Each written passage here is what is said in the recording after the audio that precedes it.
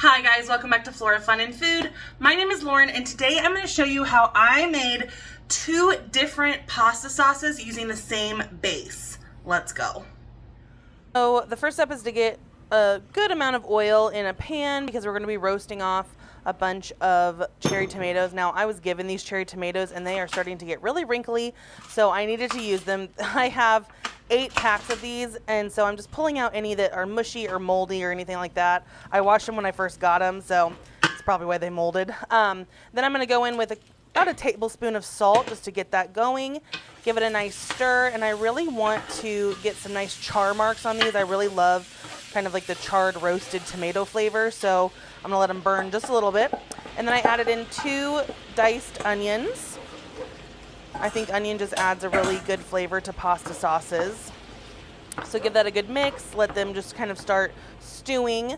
After they have stewed for a little while, I went in with a couple of heaping tablespoons of garlic. I wanted to add this in later because garlic can burn and I really wanted to char those tomatoes, so I added it in after the threat of burning was gone.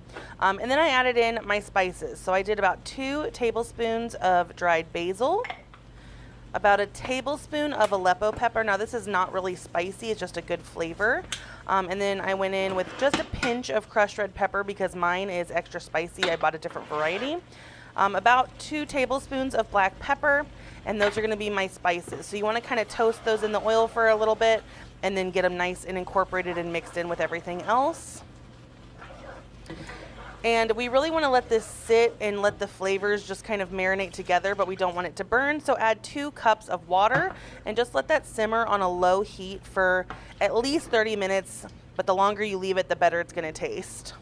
After that, you're going to go ahead and blend this up. I'm using an immersion blender, but you could definitely throw this in just a regular blender. I like a little texture to my sauce, but I did want to make sure all of those cherry tomatoes were kind of mashed up a bit. So this is our base, and I let it just stew for another probably 30 minutes to an hour to let it reduce. You can see how much thicker it got. After that, I'm going to divvy it into 2 separate bowls. So half the mixture is going to go into a bowl and half will stay in the pan. Sorry about the noise. And this way we can flavor them differently. So in this one, I'm putting 4 tablespoons of red wine vinegar, and it's just going to make a tangier sauce. I like a bit of tang with my tomatoes, but I also like creamy tomato sauce, so we're just going to make both. So for this one, I'm adding about 4 tablespoons of heavy whipping cream, and this is going to make a totally different tasting sauce.